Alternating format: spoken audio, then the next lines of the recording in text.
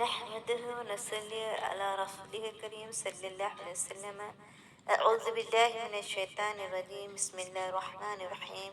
ربي زدني علما ربي يسر أمري واحلل عقدة من لساني يفقهوا قولي. السلام علیکم ورحمۃ اللہ وبرکاتہ. جی جمعہ کے دن سورہ کہف پڑھنے کی فضیلت اور ایک جمعہ سے دوسرے جمعہ تک سورہ کہف کے ذریعے سے تمام گناہ معاف ہو جاتے ہیں اور سورہ کہف سے ایک نور پایا جاتا ہے جو جس کی بہت بڑی فضیلت، اس کے فضائل، اس کے برکات جانتے ہیں ہم. آئیے استاذہ فرحت ہاشمی کے ذریعے. سورۃ الکہف، کتنا حسین اتفاق ہے، آج جمعہ بھی ہے اور سورۃ الکہف بھی پڑھی جا رہی ہے. اس سورت کی ابتدائی 10 آیات اور آخری 10 آیات کی فضیلت احادیث میں بیان کی گئی ہے. آپ نے فرمایا جو ان کو یاد کرے گا اور پڑھے گا وہ فتنہ دجال سے محفوظ رہے گا. نبی صلی اللہ علیہ وسلم نے فرمایا جو اس کی تلاوت جمعے کے دن کرے گا تو آئندہ جمعے تک اس کے لیے خاص نور کی روشنی رہے گی. اس کے پڑھنے سے گھر میں سکینت اور برکت نازل ہوتی ہے. ایک مرتبہ ایک صحابی نے سورہ کہف پڑھی، گھر میں ایک جانور بھی تھا، وہ بدکنا شروع ہو گیا. انہوں نے غور سے دیکھا کہ کیا بات ہے تو انہیں ایک بادل نظر آیا جس نے انہیں ڈھانپ رکھا ہے. صحابی نے اس واقعے کا ذکر نبی صلی اللہ علیہ وسلم سے کیا تو آپ نے فرمایا اسے پڑھا کرو، قرآن پڑھتے وقت سکینت نازل ہوتی، فرشتے ڈھانپ لیتے ہیں نا. تو بعض لوگوں کو وہ بادل نظر بھی آنے لگتے ہیں، اس میں کوئی جھوٹی بات نہیں ہے. تو حکم ہے کہ اسے پڑھو، پڑھتے رہا کرو کہ اس سے گھر میں برکت نازل ہوگی. تو سب بہنیں جمعے کے روز اس کو اپنے گھر میں بلند آواز میں پڑھنے کا اہتمام کریں، بلکہ اپنے بچوں کو بھی اس کی تاکید کریں. سورۃ الکہف. بسم اللہ الرحمن الرحیم. الحمد للہ الذی انزل علی عبدہ الکتاب ولم یجعل لہ عوجا قیما لینذر بأسا شدیدا من لدنہ ویبشر المؤمنین الذین یعملون الصالحات ان لہم اجرا حسنا ماکثین فیہ ابدا وَيُنذِرَ الَّذِينَ قَالُوا اتَّخَذَ اللَّهُ وَلَدًا مَا لَهُم بِهِ مِنْ عِلْمٍ وَلَا لِآبَائِهِمْ كَبُرَتْ كَلِمَةً تَخْرُجُ مِنْ أَفْوَاهِهِمْ إِنْ يَقُولُونَ إِلَّا كَذِبًا فَلَعَلَّكَ بَاخِعٌ نَفْسَكَ عَلَى آثَارِهِمْ إِن لَّمْ يُؤْمِنُوا بِهَذَا الْحَدِيثِ أَسَفًا إِنَّا جَعَلْنَا مَا عَلَى الْأَرْضِ زِينَةً لَّهَا لِنَبْلُوَهُمْ أَيُّهُمْ أَحْسَنُ عَمَلًا وَإِنَّا لَجَاعِلُونَ مَا عَلَيْهَا سَعِيدًا جُرُزًا أَمْ حَسِبْتَ أَنَّ أَصْحَابَ الْكَهْفِ وَالرَّقِيمِ كَانُوا مِنْ آيَاتِنَا عَجَبًا إِذْ أَوَى الْفِتْيَةُ إِلَى الْكَهْفِ فَقَالُوا رَبَّنَا آتِنَا مِنْ لَدُنْكَ رَحْمَةً وَهَيِّئْ لَنَا مِنْ أَمْرِنَا رَشَدًا. تعریف اللہ کے لیے ہے جس نے اپنے بندے پر یہ کتاب نازل کی اور اس میں کوئی ٹیڑھ نہ رکھی. ٹھیک ٹھیک سیدھی بات کہنے والی کتاب، کھری بات کہنے والی کتاب، تاکہ وہ لوگوں کو خدا کے سخت عذاب سے خبردار کر دے اور ایمان لا کر نیک عمل کرنے والوں کو خوشخبری دے دے کہ ان کے لیے اچھا اجر ہے جس میں وہ ہمیشہ رہیں گے، اور ان لوگوں کو ڈرا دے جو کہتے ہیں کہ اللہ نے کسی کو بیٹا بنایا. اس بات کا نہ انہیں کوئی علم ہے نہ ان کے باپ دادا کو تھا، اگر وہ باپ دادا کی بات کرتے ہیں تو بڑی بات ہے جو ان کے منہ سے نکلتی ہے وہ محض جھوٹ بکتے ہیں. اچھا تو اے محمد صلی اللہ علیہ وسلم، شاید تم ان کے پیچھے غم کے مارے اپنی جان کھو دینے والے ہو اگر یہ اس تعلیم پر ایمان نہ لائے. اتنا دکھ اور درد تھا آپ کے دل میں لوگوں کے لیے کہ کاش لوگ مان جائیں. فرمایا لگتا ہے اپنی جان گلا دو گے اگر نہیں مانیں گے. کیا ہم میں سے کسی کے دل میں ایسا درد ہے کہ کاش سب لوگ سمجھ جائیں اور میں ان کی خدمت کے لیے کچھ کر سکوں؟ واقعہ یہ ہے کہ جو کچھ سر و سامان بھی زمین پر ہے اس کو ہم نے زمین کی زینت بنایا ہے. جو کچھ زمین کے اوپر ہے یہ سب کیا ہے؟ زمین کا حسن، خوبصورتی، زینت. اور کس لیے ہے؟ تاکہ ان لوگوں کو آزمائیں، آزمائش کے طور پر کہ ان میں کون اچھے کام کرنے والا ہے، احسن عمل کرنے والا ہے. ہم سب کا امتحان ہے کہ اس دنیا میں رہتے ہوئے ہم اپنے اللہ کو کتنا یاد کرتے ہیں. آخرکار اس سب کو یعنی زمین کے اوپر جو کچھ ہے، خواہ ہمارے گھر ہیں یا باغ ہیں یا نعمتیں ہیں یا ہم خود ہیں، ان سب کو ہٹا کر ہم ایک چٹیل میدان بنا دینے والے ہیں. کیا تم سمجھتے ہو کہ غار اور کتبے والے ہماری کوئی بڑی عجیب نشانیوں میں سے تھے؟ جب وہ چند نوجوان غار میں پناہ گزین ہوئے اور انہوں نے کہا کہ اے پروردگار، ہم کو اپنی رحمت خاص سے نواز اور ہمارا معاملہ درست کر دے، تو ہم نے انہیں اسی غار میں تھپک کر سال ہا سال کے لیے گہری نیند سلا دیا. پھر ہم نے انہیں اٹھایا تاکہ دیکھے کہ ان دونوں گروہوں کے درمیان کون اپنی مدت کا ٹھیک شمار کرتا ہے. یہ ہوا یہ کہ ہم ان کا اصل قصہ تمہیں سناتے ہی کس کی کہانی بیان ہونے لگی ہے. وہ چند نوجوان تھے جو اپنے رب پر ایمان لے آئے تھے. یہ چند نوجوانوں کی کہانی ہے جو ایمان لائے تھے، نوجوان ینگ پیپل، اور ہم نے ان کو ہدایت میں ترقی بخشی تھی. ہدایت ملی، آنکھیں کھلی تو بہت آگے بڑھ گئے اس میدان میں. ہم نے ان کے دل اس وقت مضبوط کر دیے جب وہ اٹھے اور انہوں نے اعلان کر دیا کہ ہمارا رب تو بس وہی ہے جو آسمانوں اور زمین کا رب ہے، ہم اسے چھوڑ کر کسی دوسرے کو معبود نہ پکاریں گے، یعنی کسی اور کی بات نہ مانیں گے. اگر ہم ایسا کریں تو بالکل بے جا بات کریں گے. پھر انہوں نے آپس میں ایک دوسرے سے کہا، یہ ہماری قوم تو رب کائنات کو چھوڑ کر دوسرے خدا بنا بیٹھی ہے. یہ لوگ ان کے معبود ہونے پر کوئی واضح دلیل کیوں نہیں لاتے؟ آخر اس شخص سے بڑا ظالم اور کون ہو سکتا ہے جو اللہ پر جھوٹ باندھے؟ اب جب کہ تم ان سے اور ان کے معبودان غیر اللہ سے بے تعلق ہو چکے ہو تو چلو اب فلاں غار میں چل کر پناہ لو. یعنی چند نوجوان انہوں نے اپنا ایمان ڈکلیئر کر دیا کہ آج کے بعد بس ہم اللہ کی بات مانیں گے. تو ہوا کیا، ان کی اس بات سے پوری قوم ان کی دشمن ہو گئی اور ان کے قتل کے درپے ہو گئی. تو انہوں نے کیا کیا؟ ایمان کو نہیں چھوڑا، گھر بار چھوڑ دیے. کہتے ہیں کہ ایلیٹ کے بچے تھے، بہت انفلوئنشل پیپل کے بچے تھے کہ جو اپنے بچوں کے ہدایت پہ آنے سے گھبرا اٹھے. تو انہوں نے طرح طرح کی دھمکیاں دی، لیکن انہوں نے اپنے سارے عیش و عشرت کے سامان چھوڑے اور اللہ کے لیے اپنے گھروں کو چھوڑ کر ایک جنگل میں آ کر ایک غار کے اندر چھپ بیٹھے اپنا ایمان بچانے کے لیے. تھکا کے جب سو گئے تو کئی 100 سال سوئے رہے. تمہارا رب تم پر اپنی رحمت کا دامن وسیع کر دے گا اور تمہارے کام کے لیے سر و سامان مہیا کرے گا. جیسے سورۃ بنی اسرائیل کے شروع میں آتا ہے نا کہ اللہ کے سوا کسی کو اپنا کارساز نہ بناؤ، تو اس کا عملی نمونہ ہے یہ لوگ. تم انہیں غار میں دیکھتے تو تمہیں یوں نظر آتا کہ سورج جب نکلتا ہے تو ان کے غار کو چھوڑ کر دائیں جانب چڑھ جاتا ہے، اور جب وہ سورج غروب ہوتا تو ان سے بچ کر بائیں جانب اتر جاتا. سورج نے رستہ بدل لیا ان کی خاطر. اس طرح اللہ دنیا کو مسخر کر دیتا ہے اس شخص کے لیے جو اللہ کے لیے کوئی قربانی کر کے نکلتا ہے. اور وہ ہے کہ غار کے اندر ایک وسیع جگہ میں پڑے ہوئے ہیں. یہ اللہ کی نشانیوں میں سے ایک ہے. جس کو اللہ ہدایت دے وہی ہدایت پانے والا ہے، اور جسے اللہ بھٹکا دے اس کے لیے تم کوئی ولی مرشد نہیں پا سکتے. تم انہیں دیکھ کر یہ سمجھتے کہ وہ جاگ رہے ہیں، حالانکہ وہ سو رہے تھے. ہم انہیں دائیں بائیں کروٹ دلواتے رہتے تھے تاکہ بیڈ سورز نہ ہو جائیں. اللہ تعالیٰ خود سائیڈز بدلوا رہے ہیں ان کی.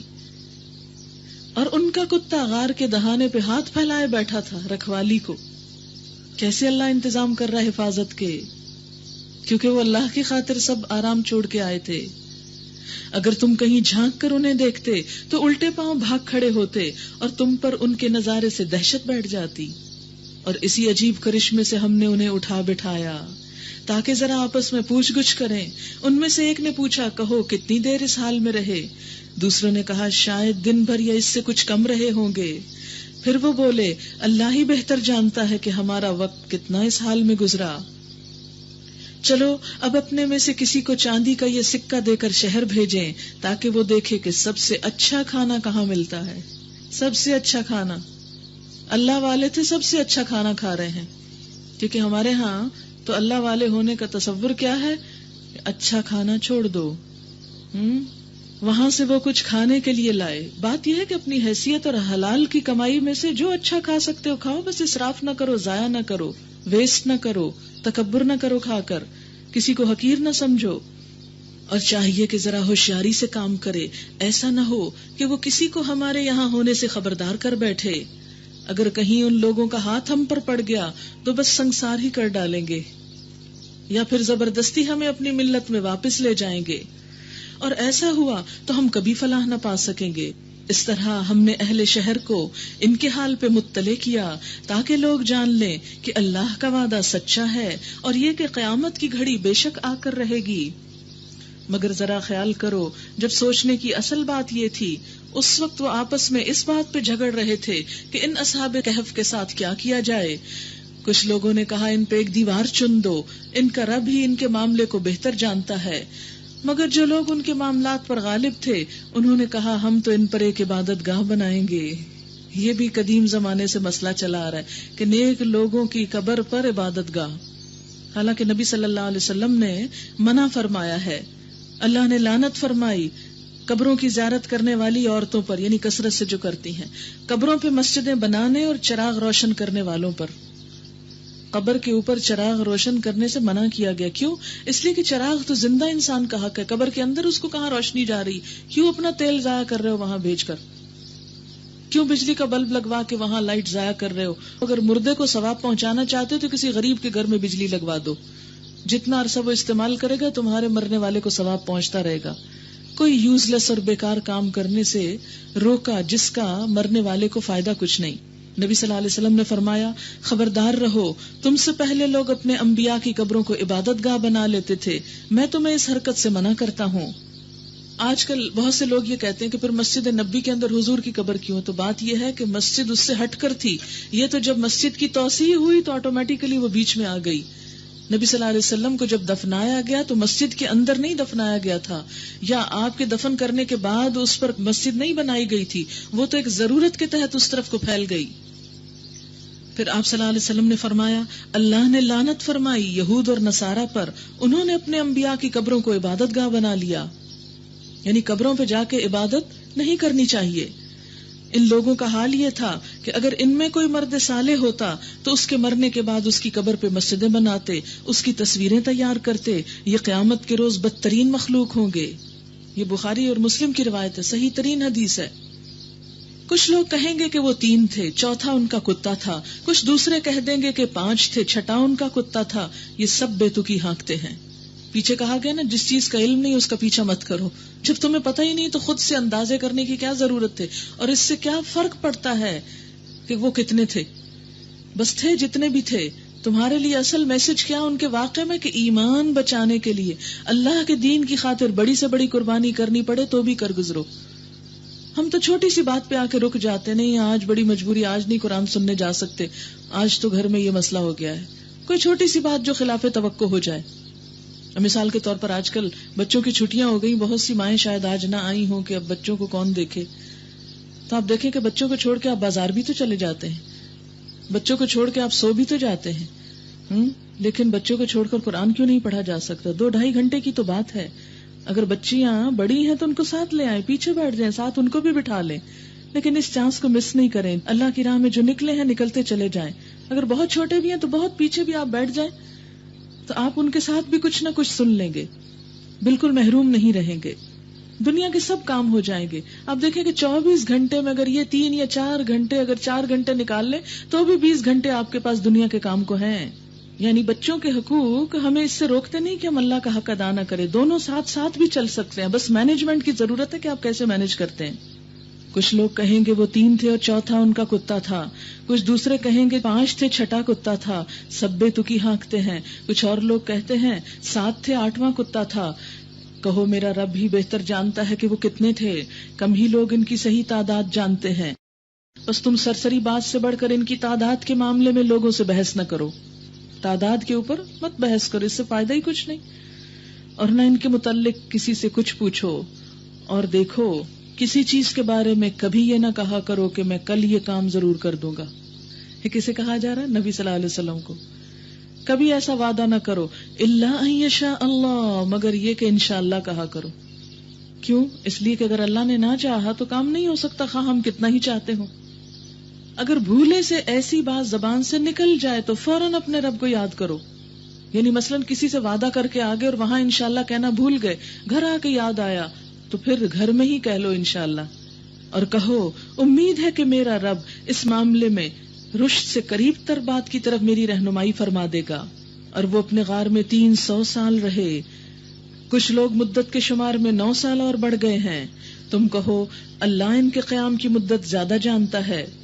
آسمانوں اور زمین کے سب پوشیدہ احوال اسی کو معلوم ہے. کیا خوب ہے وہ دیکھنے والا اور سننے والا. زمین اور آسمان کی مخلوقات کا کوئی خبرگیر اس کے سوا نہیں، اور وہ اپنی حکومت میں کسی کو شریک نہیں کرتا، اپنے فیصلوں میں کسی کو نہیں پوچھتا. اے نبی صلی اللہ علیہ وسلم، تمہارے رب کی کتاب میں سے جو کچھ تم پہ وحی کیا گیا ہے اسے جو کا توں سنا دو، جیسا ہے ویسا سنا دو. کوئی اس کے فرمودات کو بدل دینے کا مجاز نہیں. اور اگر تم کسی کی خاطر اس میں رد و بدل کرو گے تو اس سے بچ کر بھاگنے کے لیے کوئی جائے پناہ نہ پاؤ گے. یعنی قرآن کو تبدیل نہیں کر سکتے کسی کی خاطر. اور اپنے دل کو ان لوگوں کی معیت پر مطمئن کرو جو اپنے رب کی رضا کے طلبگار بن کر صبح و شام اسے پکارتے ہیں، اور ان سے نگاہ ہرگز نہ پھیرو. کس کو کہا جا رہا ہے؟ نبی صلی اللہ علیہ وسلم کو، جو اللہ کے نبی ہیں. کیا کہ نیک لوگوں کی صحبت کو مت چھوڑو. کیا تم دنیا کی زینت پسند کرتے ہو؟ عموماً انسان نیک لوگوں کو چھوڑ کر کن چیزوں میں مشغول ہوتا ہے؟ اٹریکشن کی چیزوں. فرمایا نہیں، دنیا تو ضرورت کی چیز ہے، لیکن اس کے ساتھ ساتھ کیا کرو کہ نیک لوگ، ان کی مجلس میں اگر دنیا بہت نہیں بھی ملتی، مثلاً یہاں آپ آتے ہیں، کوئی بڑی پارٹی آپ کو نہیں بھی دی جاتی، کچھ نہ کھانے کو ملے، تب بھی آنے کا بڑا فائدہ ہے.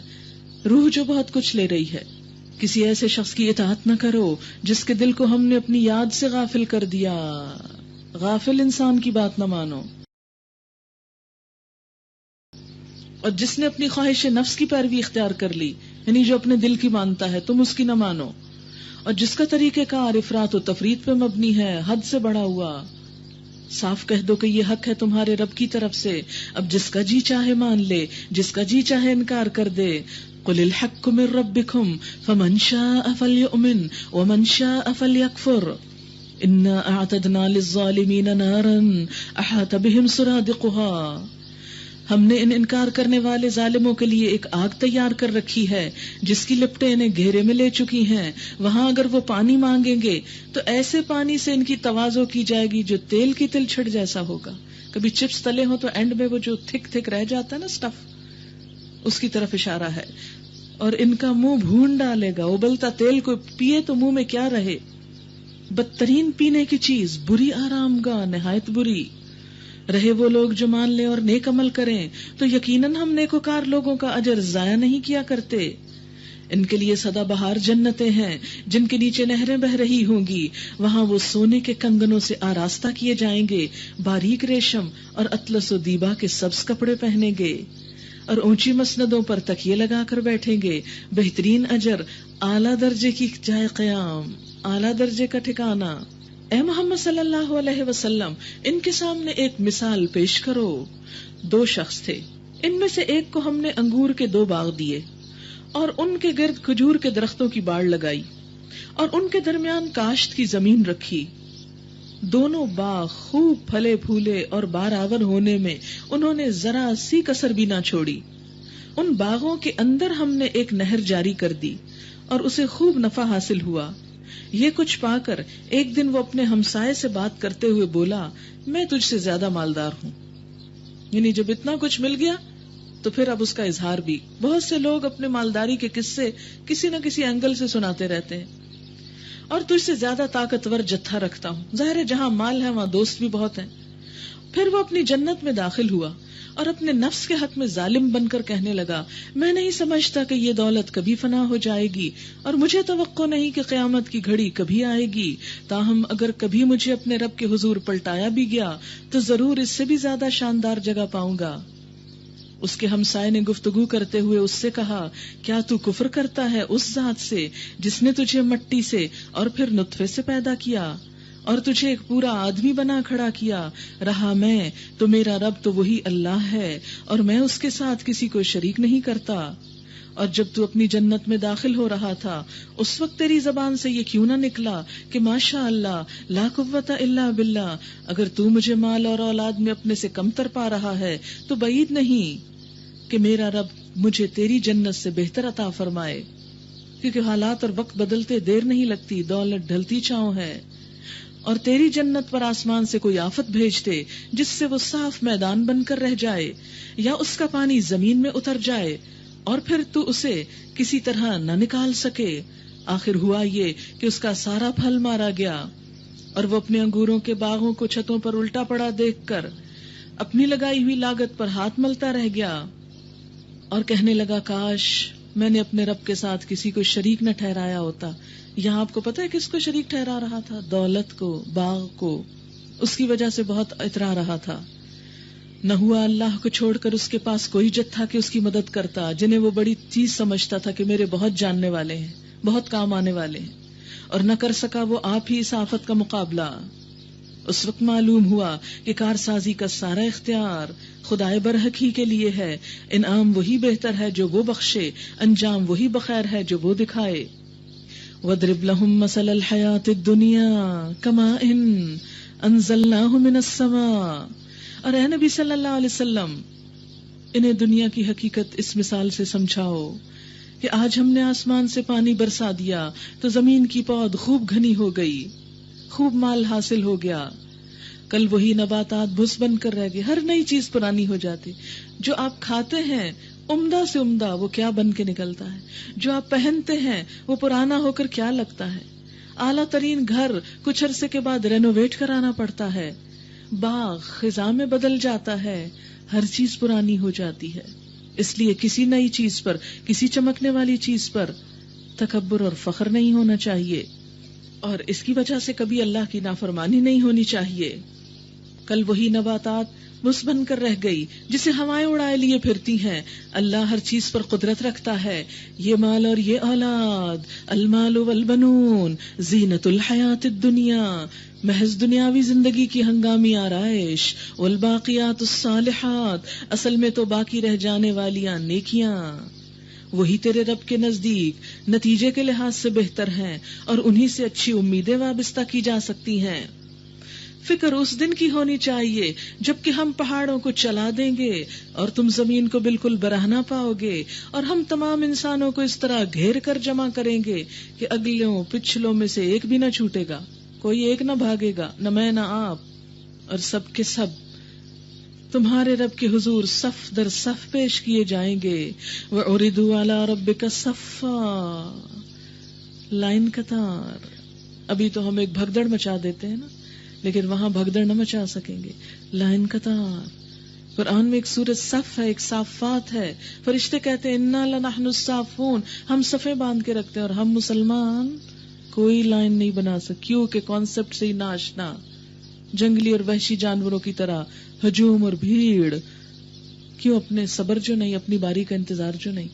ہر شخص آگے جانا چاہتا ہے، ظاہر ہے ایک وقت میں ایک ہی جا سکتا ہے. وَعُرِضُوا عَلَىٰ رَبِّكَ صَفًّا لَقَدْ جِئْتُمُونَا كَمَا خَلَقْنَاكُمْ أَوَّلَ مَرَّةٍ. لو دیکھ لو، آ گئے نا تم ہمارے پاس اسی طرح جیسا ہم نے تم کو پہلی بار پیدا کیا تھا. تم سمجھتے تھے کہ تمہارے لیے تو وعدے کا کوئی وقت ہی مقرر نہیں. وَوُضِعَ الْكِتَابُ، نامہ اعمال رکھ دیا جائے گا. اس وقت تم دیکھو گے کہ مجرم لوگ اپنی کتاب زندگی کے اندراجات سے ڈر رہے ہوں گے، جیسے کوئی بھی بچہ امتحانی پرچہ دیکھ کر ڈر رہا ہوتا ہے کہ پتہ نہیں نمبر کتنے آئے. ہر امتحان دینے والا رزلٹ کے دن خوف زدہ ہوتا ہے، پتہ نہیں کون سی ڈویژن، کون سا گریڈ آتا ہے، کہاں جا پہنچتا ہوں. تو قیامت کے دن انسان اپنا اعمال نامہ دیکھ کر بھی ڈر رہا ہوگا اور کہہ رہے ہوں گے وَيَقُولُونَ يَا وَيْلَتَنَا، ہائے افسوس ہم پر، مَا لِهَذَا الْكِتَابِ، اس کتاب کو کیا ہے، لَا يُغَادِرُ صَغِيرَةً وَلَا كَبِيرَةً، اس نے نہ کوئی چھوٹی بات چھوڑی نہ بڑی چھوڑی، إِلَّا أَحْصَاهَا، مگر اس کو شمار کر کے رکھا. وَوَجَدُوا مَا عَمِلُوا حَاضِرًا، وَوَجَدُوا مَا عَمِلُوا حَاضِرًا، اور جو کچھ انہوں نے کیا تھا وہ سب اپنے سامنے حاضر پائیں گے. وَلَا يَظْلِمُ رَبُّكَ أَحَدًا، اور تیرا رب کسی ایک پر بھی ظلم نہ کرے گا. انسان قیامت کے دن اپنے ایک ایک عمل کو دیکھ لے گا. الگ الگ ہر چیز کے کیٹلاگ بنے ہوئے ہوں گے، سب پہ پوری کیلکولیشن کے ساتھ الا احصا، شمار کیا ہوگا، گن گن کے رکھا ہوگا.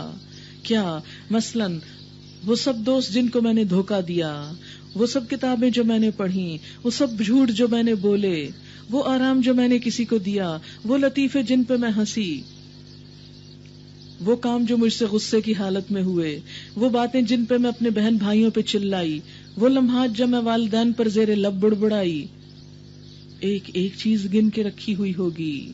ضخیم کتاب، پوری زندگی کی کتاب، نہ صرف یہ کہ بولی ہوئی چیزیں بلکہ سوچیں بھی، وہ نفسانی شہوت بھری سوچیں جو میں سوچتی رہتی تھی، وہ حیوانی جذبات جنہوں نے مجھے مغلوب کر لیا اور حرام کام کروائے، یہ سب کے سب سامنے ہوں گے.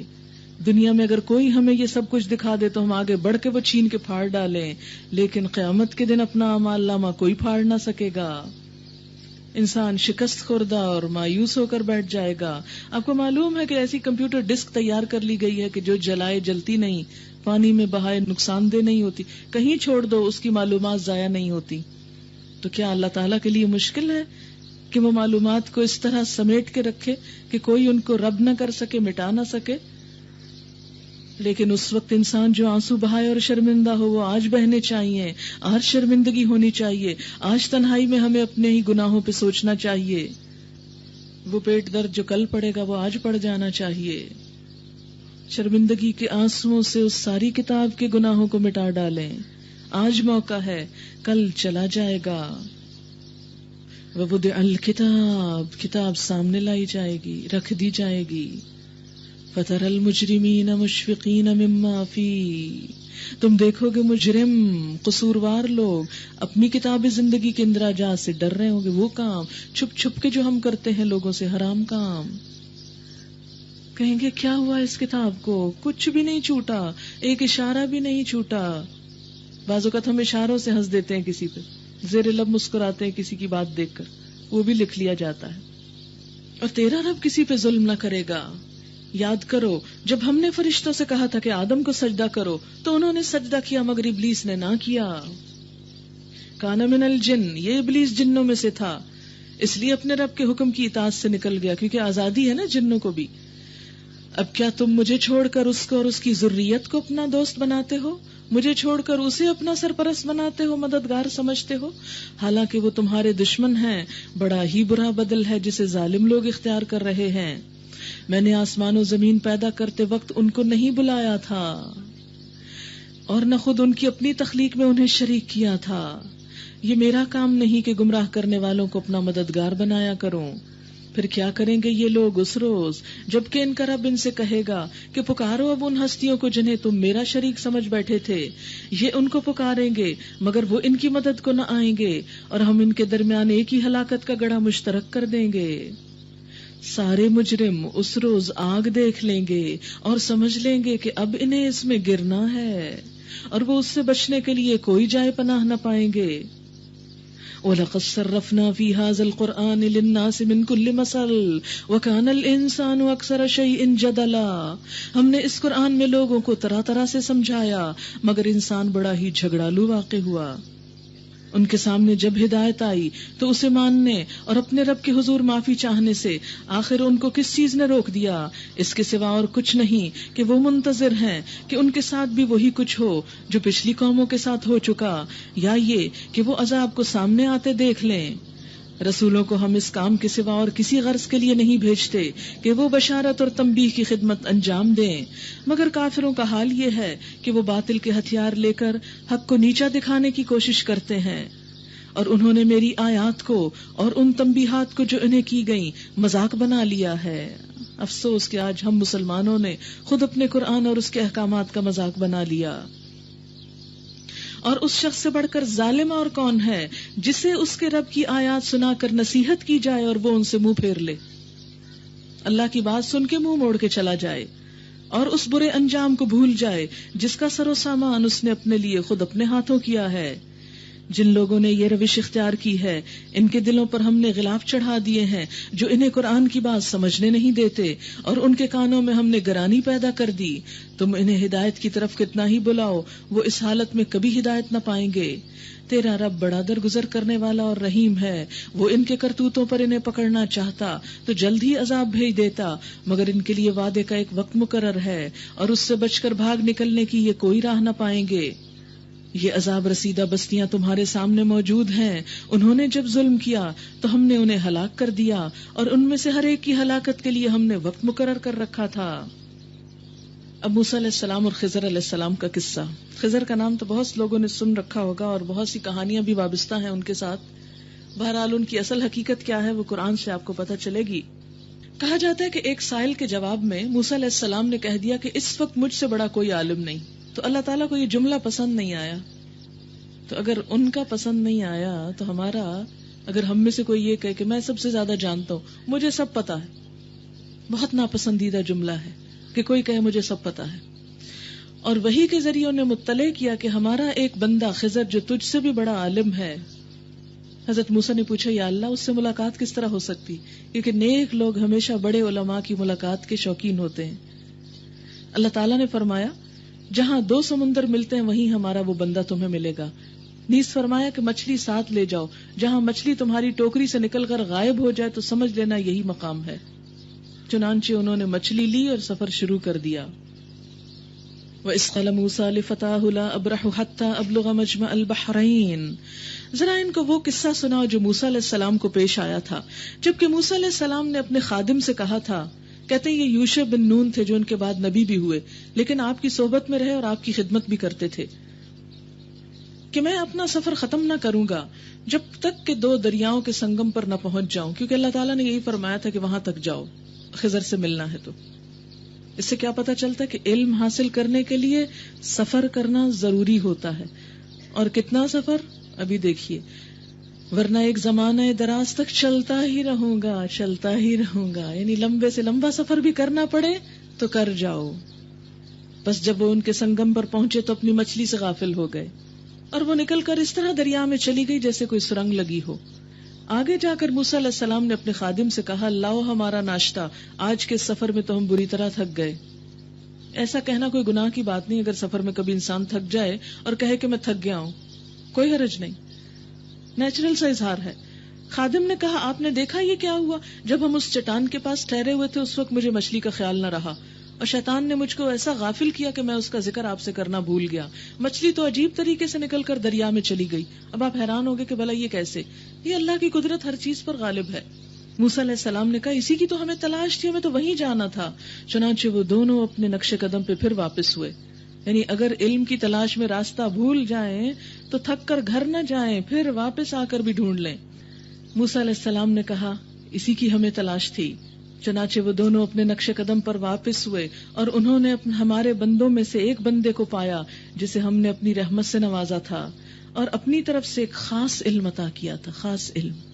موسیٰ علیہ السلام نے اس سے کہا کیا میں آپ کے ساتھ رہ سکتا ہوں تاکہ آپ مجھے بھی اس دانش کی تعلیم دے جو آپ کو سکھائی گئی؟ یعنی کسی سے علم حاصل کرنے کے لیے اس کی مجلس صحبت میں بیٹھنے کے لیے اس سے اجازت لینا اخلاق کا ایک حصہ ہے. اس نے جواب دیا آپ میرے ساتھ صبر نہیں کر سکتے، یعنی علم کا راستہ صبر کا راستہ ہے اور آپ صبر نہیں رکھتے، اور جس چیز کی آپ کو خبر نہ ہو آخر اس پر صبر کر بھی کیسے سکتے ہیں؟ یعنی جو علم انسان کے پاس نہیں ہوتا، انسان چاہتا جلدی سے مل جائے، لیکن علم کے لیے صبر ضروری ہوتا ہے. موسیٰ نے کہا علیہ السلام انشاءاللہ آپ مجھے صابر پائیں گے، یعنی ڈٹرمینیشن دیکھیے، اور میں کسی معاملے میں آپ کی نافرمانی نہ کروں گا. یعنی اگر کمٹمنٹ کی ہے تو استاد کی نافرمانی نہیں، پھر استاد کی مرضی پہ چلنا ہوگا. اس نے کہا اچھا اگر آپ میرے ساتھ چلتے ہیں تو مجھ سے کوئی بات نہ پوچھیں جب تک کہ میں خود اس کا آپ سے ذکر نہ کروں، یعنی بہت زیادہ سوال نہ کریں، میں خود ہی بتاؤں گا جو بھی میں کروں گا. اب وہ دونوں روانہ ہوئے یہاں تک کہ وہ ایک کشتی میں سوار ہو گئے تو اس شخص نے کشتی میں شگاف ڈال دیا. موسیٰ علیہ السلام نے کہا آپ نے اس میں شگاف ڈال دیا تاکہ سب کشتی والوں کو ڈبو دیں، یعنی فوراً ہی استاد کے کام پر تنقید، یہ تو آپ نے ایک سخت حرکت کر ڈالی. اس نے کہا میں نے تم سے کہا نہ تھا تم میرے ساتھ صبر نہیں کر سکتے، میری پالیسی کو سمجھ نہیں سکتے، اس لیے تم مجھ سے علم نہیں حاصل کر سکو گے. موسیٰ علیہ السلام نے کہا بھول چوک پر مجھے نہ پکڑیے، میرے معاملے میں آپ ذرا سختی سے کام نہ لیں، استاد سے ریکویسٹ کی جا سکتی ہے کہ ذرا ہم سے نرمی سے معاملہ کریں. پھر وہ دونوں چلے یہاں تک کہ ان کو ایک لڑکا ملا اور اس شخص نے اسے قتل کر دیا. خضر علیہ السلام نے لڑکا قتل کر دیا. موسیٰ علیہ السلام نے کہا آپ نے ایک بے گناہ کی جان لے لی، حالانکہ اس نے کسی کا خون نہ کیا تھا، یہ کام تو آپ نے بہت برا کیا. اس نے کہا خضر نے میں نے تم سے کہا نہ تھا کہ تم میرے ساتھ صبر نہیں کر سکتے. موسیٰ علیہ السلام نے کہا اس کے بعد اگر میں آپ سے کچھ پوچھوں تو آپ مجھے ساتھ نہ رکھیں. لیجیے اب تو میری طرف سے آپ کو عذر مل گیا، استاد کو راضی کر لینا چاہیے اگر وہ ناراض ہو جائے. پھر وہ آگے چلے یہاں تک کہ ایک بستی میں پہنچے اور وہاں کے لوگوں سے کھانا مانگا، مگر انہوں نے ان دونوں کی ضیافت سے انکار کر دیا۔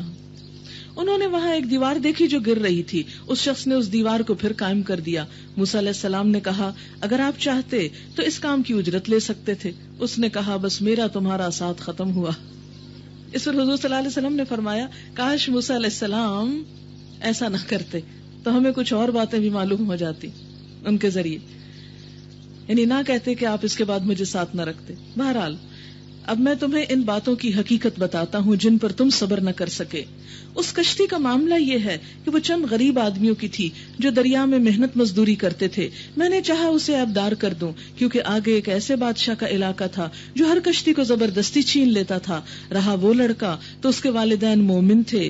ہمیں اندیشہ ہوا کہ یہ لڑکا اپنی سرکشی اور کفر سے ان کو تنگ کرے گا، اس لیے ہم نے چاہا کہ ان کا رب اس کے بدلے ان کو ایسی اولاد دے جو اخلاق میں بھی اس سے بہتر ہو اور جس سے صلہ رحمی بھی زیادہ متوقع ہو۔ اور اس دیوار کا معاملہ یہ ہے کہ یہ 2 یتیم لڑکوں کی ہے جس شہر میں رہتے ہیں۔ اس دیوار کے نیچے ان بچوں کے لیے خزانہ مدفون ہے۔ ان کا باپ ایک نیک آدمی تھا، اس لیے تمہارے رب نے چاہا کہ یہ دونوں بچے بالغ ہوں اور اپنا خزانہ نکال لیں۔ یہ تمہارے رب کی رحمت کی بنا پہ کیا گیا۔ وما فعلته عن امری، میں نے کچھ اپنے اختیار سے نہیں کر دیا۔ ذالک تأویل ما لم تستطع علیہ صبرا، یہ ہے حقیقت ان باتوں کی جن پہ تم صبر نہ کر سکے۔ وآخر دعوانا ان الحمد للہ رب العالمین۔ سبحانک اللہم وبحمدک نشہد ان لا الہ الا انت نستغفرک ونتوب الیک، نحمدہ ونصلی علی رسولہ الکریم، اما بعد فاعوذ باللہ من الشیطان الرجیم، بسم اللہ الرحمن الرحیم۔ رب اشرح لي صدري ويسر لي امري واحلل عقدة من لساني يفقهوا قولي۔ قال الم اقل لك انك لن تستطيع معي صبرا قال ان سألتك عن شيء بعدها فلا تصاحبني قد بلغت من لدني عذرا۔ فانطلقا حتى اذا اتيا اهل قرية استطعما اهلها فابوا ان يضيفوهما فوجدا فيها جدارا يريد أن ينقض فأقامه قال لو شئت لاتخذت عليه أجرا قال هذا فراق بيني وبينك سأنبئك بتأويل ما لم تستطع عليه صبرا۔ شروع کرتی ہوں اللہ کے نام سے جو بے انتہا مہربان نہایت رحم فرمانے والا ہے۔ اس نے کہا میں نے تم سے کہا نہ تھا کہ تم میرے ساتھ صبر نہیں کر سکتے۔ موسیٰ علیہ السلام نے کہا اس کے بعد اگر میں آپ سے کچھ پوچھوں تو آپ مجھے ساتھ نہ رکھیں، لیجئے اب تو میری طرف سے آپ کو عذر مل گیا۔ پھر وہ آگے چلے یہاں تک کہ ایک بستی میں پہنچے اور وہاں کے لوگوں سے کھانا مانگا، مگر انہوں نے ان دونوں کی ضیافت سے انکار کر دیا۔ وہاں انہوں نے ایک دیوار دیکھی جو گرا چاہتی تھی، اس شخص نے اس دیوار کو پھر قائم کر دیا۔ موسیٰ علیہ السلام نے کہا اگر آپ چاہتے تو اس کام کی اجرت لے سکتے تھے۔ اس نے کہا بس میرا تمہارا ساتھ ختم ہوا۔ اب میں تمہیں ان باتوں کی حقیقت بتاتا ہوں جن پر تم صبر نہ کر سکے۔ اس کشتی کا معاملہ یہ ہے کہ وہ چند غریب آدمیوں کی تھی جو دریا میں محنت مزدوری کرتے تھے۔ میں نے چاہا کہ اسے عیبدار کر دوں کیونکہ آگے ایک ایسے بادشاہ کا علاقہ تھا جو ہر کشتی کو زبردستی چھین لیتا تھا۔ رہا وہ لڑکا تو اس کے والدین مومن تھے۔ ہمیں اندیشہ ہوا کہ یہ لڑکا اپنی سرکشی اور کفر سے ان کو تنگ کرے گا، اس لیے ہم نے چاہا کہ ان کا رب اس کے بدلے ان کو ایسی اولاد دے جو اخلاق میں بھی اس سے بہتر ہو اور جس سے صلہ رحمی بھی زیادہ متوقع ہو۔ اور اس دیوار کا معاملہ یہ ہے کہ یہ 2 یتیم لڑکوں کی ہے جو اس شہر میں رہتے ہیں۔ اس دیوار کے نیچے ان بچوں کے لیے خزانہ مدفون ہے اور ان کا باپ ایک نیک آدمی تھا، اس لیے تمہارے رب نے چاہا کہ یہ دونوں بچے بالغ ہوں اور اپنا خزانہ نکال لیں۔ یہ تمہارے رب کی رحمت کی بنا پر کیا گیا ہے، میں نے کچھ اپنے اختیار سے نہیں کر دیا ہے۔ یہ ہے حقیقت ان باتوں کی جن پر تم صبر نہ کر سکے۔ وَيَسْأَلُونَكَ عَنْ ذِي الْقَرْنَيْنِ قُلْ سَأَتْلُو عَلَيْكُمْ مِنْهُ ذِكْرًا إِنَّا مَكَّنَّا لَهُ فِي الْأَرْضِ وَآتَيْنَاهُ مِنْ كُلِّ شَيْءٍ سَبَبًا فَأَتْبَعَ سَبَبًا۔ اور اے محمد صلی اللہ علیہ وسلم، یہ لوگ تم سے ذوالقرنین کے بارے میں پوچھتے ہیں، ان سے کہو میں اس کا کچھ حال تم کو سناتا ہوں۔ ذوالقرنین کے بارے میں قرآن پاک سے ہمیں پتہ چلتا ہے کہ وہ ایک حکمران تھا جس کو اللہ تعالیٰ نے بہت سے اسباب اور وسائل، فیسلٹیز اور ذرائع عطا کر رکھے تھے۔ وہ مشرقی اور مغربی ممالک کو فتح کرتا ہوا ایک ایسے پہاڑی درے پر پہنچا کہ جس کی دوسری طرف یاجوج ماجوج تھے۔ اس نے وہاں یاجوج ماجوج کا راستہ بند کرنے کے لیے ایک نہایت مستحکم بند تعمیر کیا۔ وہ عادل اور اللہ کو ماننے والا اور آخرت پر یقین رکھنے والا بادشاہ تھا۔ وہ نفس پرست اور مال و دولت کا حریص نہ تھا۔ کہا جاتا ہے کہ یہ تمام صفات جس پر فٹ آتی ہیں وہ مشہور تاریخی شخصیت جسے سائرس کے نام سے یا ذوالقرنین کے نام سے پہچانا جاتا ہے، جو بہت ہی قابل قدر خدمات انجام دے کر دنیا سے رخصت ہوا۔ اس میں توجہ کے قابل جو بات ہے وہ یہ ہم سب کے غور کرنے کی کہ ایک طرف وہ اللہ اور یوم آخرت پر ایمان رکھتا تھا، دوسری طرف وہ عادل تھا، اور تیسری طرف یہ کہ اللہ نے اس کو دنیا کے وسائل بے پناہ عطا کیے تھے، اور ان وسائل کو وہ اللہ کے حکم کے مطابق انسانوں کی بھلائی کے لیے استعمال کرتا تھا۔ اس لیے اس صورت میں یہاں پر اس کا کردار ہمارے سامنے رکھا گیا کہ آج بھی اگر انسانوں میں سے کسی کو اللہ دنیا کے وسائل دے تو وہ اسے کس طرح استعمال کرے۔ اور اے محمد صلی اللہ علیہ وسلم، یہ لوگ تم سے ذوالقرنین کے بارے میں پوچھتے ہیں۔ قرن کیا تسنیہ ہے قرنین، دو سینگ والا۔ یا تو واقعی اس کے سر پہ دو سینگ اٹھے ہوئے تھے، یا پھر یہ کہ اس کے سر پہ بالوں کی دو لٹیں تھیں، یا یہ کہ اس نے دنیا کے دو کناروں مشرق و مغرب پر پہنچ کر وہاں پر اپنی حکومت قائم کی۔ بہرحال جو بھی وجہ ہو، اس کا نام ذوالقرنین ہی تھا یا اسے ذوالقرنین ہی کے نام سے پہچانا جاتا تھا۔ ان سے کہو میں اس کا کچھ حال تم کو سناتا ہوں۔ اچھا، سوال یہ پیدا ہوتا ہے کہ نبی صلی اللہ علیہ وسلم سے ایسے قصے کیوں پوچھے جاتے تھے، ایسے سوال کیوں کیے جاتے تھے؟ اس لیے تاکہ آپ کے علم کو اور آپ کی نبوت کی حقیقت کو جانچا جا سکے۔ فرمایا ہم نے اس کو زمین میں اقتدار عطا کر رکھا تھا اور اسے ہر قسم کے اسباب اور وسائل بخشے تھے۔ اس نے پہلے مغرب کی طرف ایک مہم کا سر و سامان کیا، حتیٰ کہ جب وہ غروب آفتاب کی حد تک پہنچ گیا تو اس نے سورج کو ایک کالے پانی میں ڈوبتے دیکھا، اور وہاں اسے ایک قوم ملی۔ ہم نے کہا اے ذوالقرنین، تجھے یہ قدرت بھی حاصل ہے کہ ان کو تکلیف پہنچائے اور یہ بھی کہ ان کے ساتھ نیک رویہ اختیار کرے۔ یعنی اللہ نے اس کو اتنی اتھارٹی دے رکھی تھی کہ وہ لوگوں کے ساتھ جو چاہے معاملہ کرے، لیکن اس نے کہا جو ان میں سے ظلم کرے گا ہم اس کو سزا دیں گے، پھر وہ اپنے رب کی طرف پلٹایا جائے گا اور وہ اسے اور زیادہ سخت عذاب دے گا، اور جو ان میں سے ایمان لائے گا اور نیک عمل کرے گا اس کے لیے اچھی جزا ہے اور ہم اس کو نرم احکام دیں گے۔ پھر اس نے ایک دوسری مہم کی تیاری کی، یہاں تک کہ طلوع آفتاب کی حد تک جا پہنچا۔ وہاں اس نے دیکھا کہ سورج ایک ایسی قوم پر طلوع ہو رہا ہے جس کے لیے دھوپ سے بچنے کا کوئی سامان ہم نے فراہم نہیں کیا۔ یعنی ایسے کسی صحرا میں رہنے والے لوگ تھے جہاں کوئی پہاڑ یا درخت وغیرہ بھی نہ تھے۔ یہ حال تھا ان کا، اور ذوالقرنین کے پاس جو کچھ تھا اسے ہم جانتے تھے۔ پھر اس نے ایک اور مہم کا سامان کیا، یہاں تک کہ جب دو پہاڑوں کے درمیان پہنچا تو اسے ایک ایسی قوم ملی جو مشکل ہی سے کوئی بات سمجھتی تھی، یعنی لینگویج بیریئر تھا۔ ان لوگوں نے کہا کہ اے ذوالقرنین، یاجوج اور ماجوج اس زمین میں فساد پھیلاتے ہیں، تو کیا ہم تجھے کوئی ٹیکس اس کام کے لیے دیں کہ تو ہمارے اور ان کے درمیان ایک بند تعمیر کر دے؟ اس نے کہا جو کچھ میرے رب نے مجھے دے رکھا ہے وہ بہت ہے، بس تم محنت کرو اور محنت سے میری مدد کرو، میں تمہارے اور ان کے درمیان ایک بند بنائے دیتا ہوں، مجھے لوہے کی چادریں لا دو۔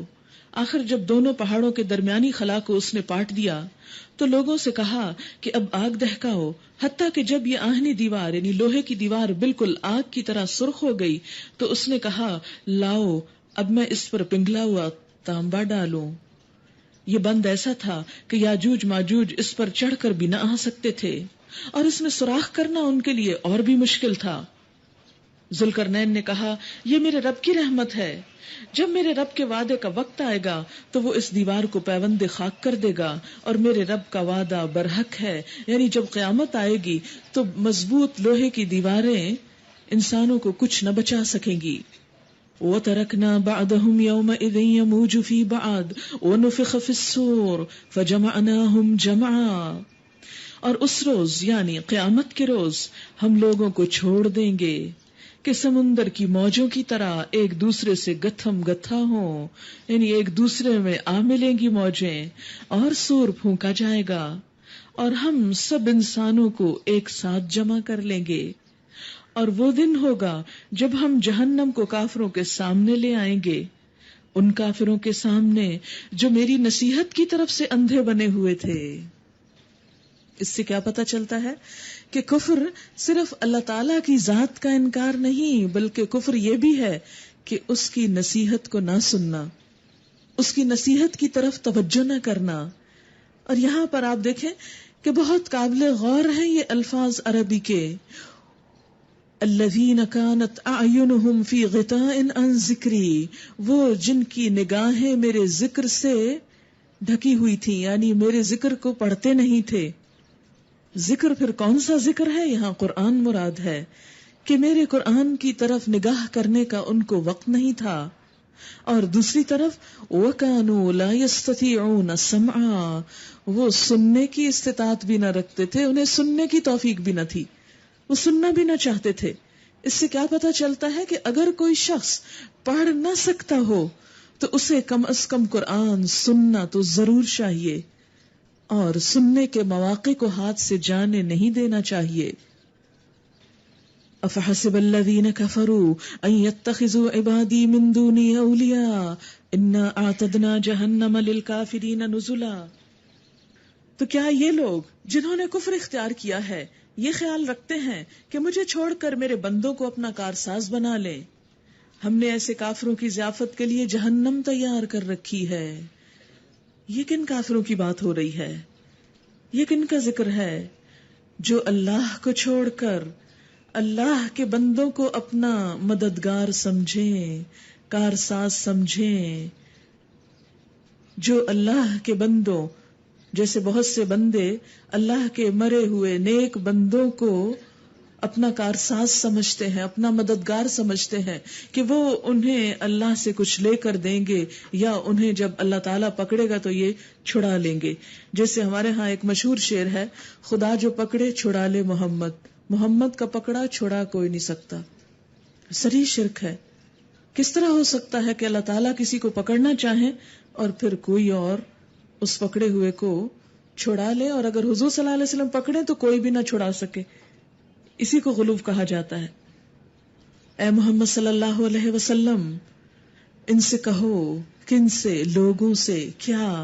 قل هل ننبئكم بالاخسرین اعمالا، قل هل ننبئكم بالاخسرین اعمالا، کیا ہم تم کو بتائیں کہ اپنے اعمال میں سب سے زیادہ ناکام اور نامراد لوگ کون ہیں؟ جو کام بھی کرتے ہیں لیکن اس کے باوجود وہ ناکام بھی ہیں، ان کے کام ان کو کوئی فائدہ نہ دیں گے۔ کون ہیں وہ لوگ؟ الذین ضل سعیہم فی الحیاۃ الدنیا وہم یحسبون انہم یحسنون صنعا، یہ وہ لوگ ہیں جن کی دنیا کی زندگی میں ہی ان کی ساری کوششیں بھٹکی رہیں، جن کی ساری کوششیں ان کی دنیا کی زندگی میں ہی گم ہو کر رہ گئیں، یعنی جن کا اٹھنا بیٹھنا جینا مرنا بھاگ دوڑ سب کا سب صرف اور صرف دنیا کے لیے تھا، اور اس میں آخرت کا کچھ بھی حصہ نہ تھا۔ کہیں وہ ہم تو نہیں کہ ہماری ساری کوششیں صرف دنیا کے لیے ہوں اور آخرت کا کچھ بھی حصہ نہ ہو؟ الذین ضل سعیہم فی الحیاۃ الدنیا وہم یحسبون انہم یحسنون صنعا، اور وہ سمجھتے ہیں کہ وہ بہت اچھے کام کر رہے ہیں، وہ سب کچھ ٹھیک کر رہے ہیں۔ اولئک الذین کفروا بآیات ربہم، یہی وہ لوگ ہیں جنہوں نے اپنے رب کی آیات کو ماننے سے انکار کیا، کیونکہ رب کی آیات تو یہ بتاتی ہیں کہ انسان کو صرف اس دنیا کے لیے نہیں، دوسری دنیا کے لیے بھی کوشش کرنی ہے، اور یہیں پر کرنی ہے۔ یہ دنیا، یہ وقت ہمیں صرف اس دنیا کو سنوارنے کے لیے ہی نہیں ملا، یہ وقت ہمیں اس دنیا کو سنوارنے کے لیے بھی ملا ہے۔ اس لیے ہماری کوششیں دوہری کوششیں ہونی چاہیے کہ یہاں کی ضروریات پوری ہوتی رہیں اور اس زندگی کی تیاری ہوتی رہے جہاں جا کر ہمیشہ رہنا ہے، جو اصل گھر ہے۔ بالکل اس طرح جیسے کچھ لوگ کمائی کرنے مڈل ایسٹ چلے جاتے ہیں، اوورسیز چلے جاتے ہیں، اور پھر وہاں وہ دن رات ایک کرتے ہیں، ڈبل شفٹ لگاتے ہیں، خوب پیسہ کماتے ہیں، اور وہاں اپنی جان پر بھی بہت تھوڑا خرچ کرتے ہیں، جو کچھ ہوتا ہے جمع کر کے پاکستان بھیجتے رہتے ہیں، یہاں مکان بنواتے ہیں، سب چیزیں تیار کرتے ہیں، اور کئی سال وہاں لگا کر یہاں پر کیوں آتے ہیں کہ جا کے اب آرام کریں۔ کوئی چھت ہو سر چھپانے کے لیے، کوئی گھر ہو سکون حاصل کرنے کے لیے، کوئی نعمتیں ہوں امن سے پچھلی زندگی بسر کرنے کے لیے۔ لیکن اگر کوئی شخص اسی نیت سے پاکستان سے باہر گیا ہو، لیکن وہاں جا کر وہ جو کچھ کمائے وہیں خرچ کر ڈالے اور سارے کا سارا وہیں پر لگا دے اور واپس کچھ بھی نہ بھیجے، تو جب اس کے وہاں کام کرنے کی مدت اور میعاد ختم ہو جائے، وقت ختم ہو جائے، اور پھر وہ پاکستان آئے تو خالی ہاتھ آئے، تو جن مشکل حالات میں گیا تھا انہی میں پھر واپس۔ تو یہ تو پھر بھی دنیا چلے، اگر اپنا گھر نہیں تو کسی رشتہ دار کسی نہ کسی طرح محنت مزدوری کر کے، اور کچھ نہیں تو کوئی کسی جگہ کوئی جھونپڑی اور خیمہ ہی لگا کے انسان زندگی بسر کر سکتا ہے اور زندگی گزر جائے گی۔ لیکن یاد رکھیں، اگر ہم نے آج اپنی اس دنیا میں اپنی آخرت کے لیے کام نہ کیا، وہاں کے لیے گھر نہ بنایا، وہاں کے لیے مال جمع نہ کیا، وہاں کی کرنسی تیار نہ کی، تو وہاں کوئی جھونپڑی لگانے کی جگہ بھی نہ ملے گی، اور وہاں کی زندگی گزرے گی بھی نہیں، کٹے گی بھی نہیں، ہمیشہ ہمیشہ کی زندگی جس میں ہمیشہ رہنا ہے۔ آج دنیا کی نعمتوں میں آخرت کی نعمتوں کو فراموش نہیں کرنا، یہاں اس کی تیاری کرنا ہے تاکہ خالی ہاتھ نہ جائیں، تاکہ وہاں کوئی پریشانی نہ ہو، اور چونکہ وہاں کی پریشانی معمولی پریشانی بھی نہیں، جہنم کی آگ جو اس دھوپ کے مقابلے میں، دنیا کی آگ کے مقابلے میں کئی گنا زیادہ سخت ہے۔ اے محمد صلی اللہ علیہ وسلم، ان سے کہیے کیا ہم تمہیں بتائیں کہ اپنے اعمال میں سب سے زیادہ ناکام اور نامراد لوگ کون ہیں؟ وہ کہ دنیا کی زندگی میں جن کی ساری کوشش راہ راست سے بھٹکی رہی، اور وہ سمجھتے رہے کہ وہ سب کچھ ٹھیک کر رہے ہیں، کیونکہ ہر انسان یہ سمجھتا ہے کہ وہ بالکل ٹھیک کر رہا ہے، اسی لیے تو اپنے حالات بدلنے کی کوشش نہیں کرتا۔ یہ وہ لوگ ہیں جنہوں نے اپنے رب کی آیات کو ماننے سے انکار کیا اور اس کے حضور پیشی کا یقین نہ کیا، اس لیے ان کے سارے اعمال ضائع ہو گئے، سارے اعمال ضائع ہو گئے، کیونکہ جو کوشش انسان صرف دنیا کے لیے کرتا ہے اور آخرت کی نیت نہیں رکھتا، اس کا بدلہ آخرت میں کچھ بھی ملنے والا نہیں۔ فَلَا نُقِيمُ لَهُمْ يَوْمَ الْقِيَامَةِ وَزْنًا، اور قیامت کے روز ہم انہیں کوئی وزن نہ دیں گے۔ بخاری میں آتا ہے قیامت کے دن ایک موٹا تازہ آدمی آئے گا، اللہ کے ہاں اس کا وزن اتنا بھی نہ ہوگا جتنا مچھر کے پر کا ہوتا ہے۔ پھر آپ نے یہی آیت تلاوت کی، یعنی ایک شخص دنیاوی اعتبار سے بہت صحت مند، بہت لمبا چوڑا اور بہت روب داب والا، بہت بڑے عہدے والا، بہت مال و دولت رکھنے والا، ملینئر، جس کی دنیا میں بہت دھاک تھی، جس کے دنیا کے کام صرف اشارے سے ہو جایا کرتے تھے، لیکن اللہ کے نزدیک اگر اس نے وہاں کے لیے کچھ نہ کیا ہوگا تو اتنا بے وقت ہوگا، اتنا ہلکا ہوگا جیسے مچھر کا پر ہو، اس کی کوئی حیثیت وہاں نہ ہوگی۔ وہاں کی حیثیت صرف اس شخص کی ہے جو وہاں کے لیے کچھ کمائی کر کے جائے۔ ذَلِكَ جَزَاؤُهُمْ جَهَنَّمُ بِمَا كَفَرُوا وَاتَّخَذُوا آيَاتِي وَرُسُلِي هُزُوًا، ان کی جزا جہنم ہے اس کفر کے بدلے جو انہوں نے کیا اور اس مذاق کے پاداش میں جو وہ میری آیات اور میرے رسولوں کے ساتھ کرتے رہے۔ البتہ وہ لوگ جو ایمان لائے، جنہوں نے نیک عمل کیے، ان کی میزبانی کے لیے فردوس کے باغ ہوں گے۔ فردوس جنت کا اعلیٰ ترین مقام، لا یبغون عنہا حولا، جہاں وہ ہمیشہ رہیں گے اور کبھی اس جگہ سے نکل کے جانے کو ان کا دل نہ چاہے گا. آپ دیکھیں کہ جہاں اللہ کی ذکری مجلس ہوتی ہے وہاں دل چاہتا ہے بندہ بیٹھا رہے, جانے کو دل نہیں چاہتا, کوئی بوریت نہیں ہوتی. تو بالکل اسی طرح جو لوگ اللہ سے محبت کرتے ہیں, جن کے دل آج دنیا میں بھی اللہ کی مجلسوں میں لگتے ہیں, قیامت کے دن بھی وہ اللہ کی مجلس یعنی جنت جو ہے اس میں اہل جنت کو اور فردوس میں لوگوں کو اللہ کی صحبت نصیب ہوگی, اللہ کا دیدار نصیب ہوگا. جسے سورۃ القمر کے آخر میں آتا ہے ان المتقین فی جنات و نہار, متقی لوگ باغات اور نہروں میں ہوں گے, فی مقعد صدق عند ملیک مقتدر, ایک سچی مجلس میں, اس ذی اقتدار بادشاہ کی مجلس میں وہاں پر ہوں گے. لا یبغون عنہا حولا, وہاں سے کہیں جانے کو ان کا دل نہ چاہے گا, کہیں اور ان کا دل نہ لگے گا. کیا آج ہم ذرا پرکھ کر دیکھیں کہ جہاں اللہ کی بات ہوتی ہو کیا وہاں واقعی ہمارا دل ایسے ہی لگتا ہے کہ پھر اس کے اوپر کوئی اور چیز اچھی نہیں لگتی؟ اگر نہیں تو پھر جنت میں دل کیسے لگے گا اللہ کی مجلس میں؟ کیونکہ جس سے محبت ہوتی ہے صرف اس کی ذات سے ہی نہیں, اس کی بات سے بھی بڑی محبت ہوتی ہے. جہاں اس کی بات ہو رہی ہو اس مجلس سے بھی بڑی دلچسپی ہوتی ہے کہ یہاں میرے محبوب کی بات ہو رہی ہے, بھلا کیا بات ہو رہی ہے. بار بار انسان سنتا ہے, بار بار پڑھتا ہے.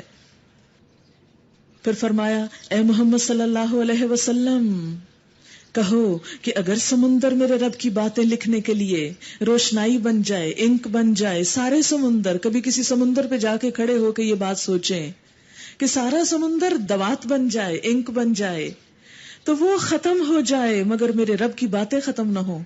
اتنی باتیں ہیں, اور اس کے لیے پھر جنت ہی میں جانا ضروری ہے تاکہ رب کی باتیں, کیونکہ جنت کو بھی ختم نہیں ہونا اور رب کی باتوں کو بھی ختم نہیں ہونا. تو جن لوگوں کی محبت اور جن کے دل اللہ کی محبت میں ڈوبے ہوئے ہیں انہی کے لیے وہ مقام ہے کہ جو دنیا میں اللہ کی باتیں کرتے رہنا چاہتے ہیں ان کا پھر ٹھکانہ وہ جنت ہے, اور وہاں کی دائمی نعمتیں, ایسی لذت, ایسی خوشی, ایسا سرور, ایسا نشہ کہ دنیا کی ہر چیز اس کے آگے ہیچ. وہاں جا کر وہ رب کی باتیں کرتے چلے جائیں گے. فرمایا اتنے سمندر سیاہی بن جائیں, اور ایک اور جگہ پر آتا ہے سارے درخت کلمے بن جائیں, پین بن جائیں. لکھنے کے لیے پہلے زمانے میں لکڑی کی قلم بنایا کرتے تھے, فرمایا سارے درختوں کی کلمے بنا لو. آپ دیکھیں کہ صرف اس جگہ بیٹھے ہوئے چاروں طرف جو کچھ آپ کو نظر آ رہا ہے اس کے بھی اگر قلم بنائے اور ہم سب لکھنے لگے تو کئی دن بھی لکھتے چلے جائیں تو یہ قلم نہ گھسے. کہاں یہ کہ ساری زمین کے درخت کلمے بن جائیں اور سارے سمندر. اور فرمایا کہ 7 سمندر اور بھی ان کی مدد کرے. ایک اور جگہ پر آتا ہے کہ صرف دنیا کے سمندر نہیں, ایسے 7 سمندر اور بھی ہوں اور پھر اللہ کی باتیں لکھی جائیں. ما نفدت کلمات ربی, اللہ کی باتیں کبھی ختم نہ ہوں, میرے رب کی باتیں کبھی ختم نہ ہوں, بلکہ اگر اتنی ہی روشنائی ہم اور لے آئیں تو وہ بھی کافی نہ ہو. اتنا ہی سمندر اور آ جائے وہ بھی خشک ہو جائے, سوکھ جائے. قل انما انا بشر مثلكم يوحى الي انما الهكم اله واحد فمن كان يرجو لقاء ربه فليعمل عملا صالحا ولا يشرك بعبادة ربه احدا. اے محمد صلی اللہ علیہ وسلم کہہ دیجئے کہ میں تو ایک انسان ہوں تم ہی جیسا. یہ کس کو کہلوایا جا رہا ہے؟ نبی اکرم صلی اللہ علیہ وسلم کو, کہ آپ کہہ دیجئے, لوگوں کو بتا دیجئے کہ میں ایک انسان ہوں تم ہی جیسا. فرق کیا ہے؟ میری طرف وحی کی جاتی ہے, اس لیے آپ کا درجہ عام انسانوں سے بحیثیت رسول اور نبی کے بلند ہو جاتا ہے.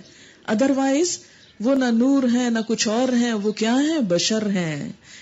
آپ یہ لفظ, آپ یہ آیت نوٹ کر لیجئے 110, اور کبھی کوئی آپ کو کنفیوز کرنے کی کوشش کرے کہ نبی صلی اللہ علیہ وسلم بشر نہ تھے تو وہ یہی آیت پڑھ لے کہ آپ کہہ دیجئے کہ میں انسان ہوں جیسے تم انسان ہو, مثلکم, تمہاری ہی طرح کا, لیکن میرا مرتبہ اور مقام تم سے بطور رسول کے بڑا ہے کہ میری طرف وحی کی جاتی ہے کہ تمہارا خدا بس ایک ہی خدا ہے. بس جو کوئی اپنے رب کی ملاقات کا امیدوار ہو, ہے امید ہم سب کو, ذرا اپنے آپ کو سوچیں, ہے انتظار کہ ایک دن اللہ سے ملاقات ہوگی. انسانوں کی ملاقات کے لیے ہم کتنے بے چین ہوتے ہیں, بچے دور ہوں تو ان کی ملاقات کے لیے کتنے بے چین ہوتے ہیں, شوہر دور ہو تو کتنے بے چین ہوتے ہیں، کوئی دوست دور ہو کتنے بے چین ہوتے ہیں. کیا اللہ کی ہستی ان سب چیزوں سے بڑی ہے کہ نہیں؟ اور اگر ہم اس کو بڑا مانتے ہیں تو اس کی ملاقات کی بے چینی بھی دلوں میں ہونی چاہیے. فرمایا جس کو انتظار ہے، جو ملاقات چاہتا ہے اللہ سے، پھر اسے تیاری کیا کرنی ہے. آپ دیکھیں کسی بڑے انسان سے جب ملاقات کے لیے انسان جاتا ہے تو کیا کرتا ہے؟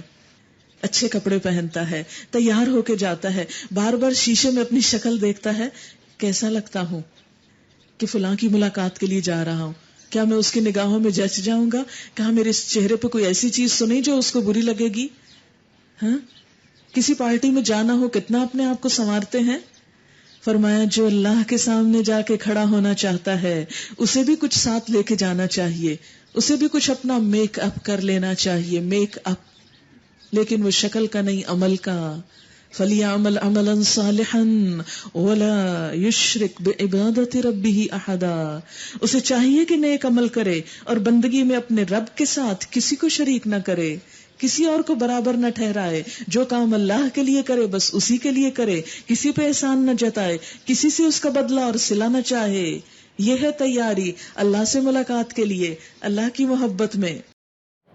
اللہ تعالیٰ سے دعا ہے کہ ہم زندگی تمام میں جتنے بھی سورہ کہف پڑھیں اللہ تعالیٰ اس کے بارگاہ میں قبول عطا فرمائے، جتنی بھی قرآن کی تلاوت کریں اس کے بارگاہ میں قبول عطا فرمائے، اور ہمارا خاتمہ اس قرآن پہ ہی ختم ہونے والا بنائے، اور ہماری زندگی میں عمل کے لیے آسانی عطا فرمائے. آمین ثم آمین.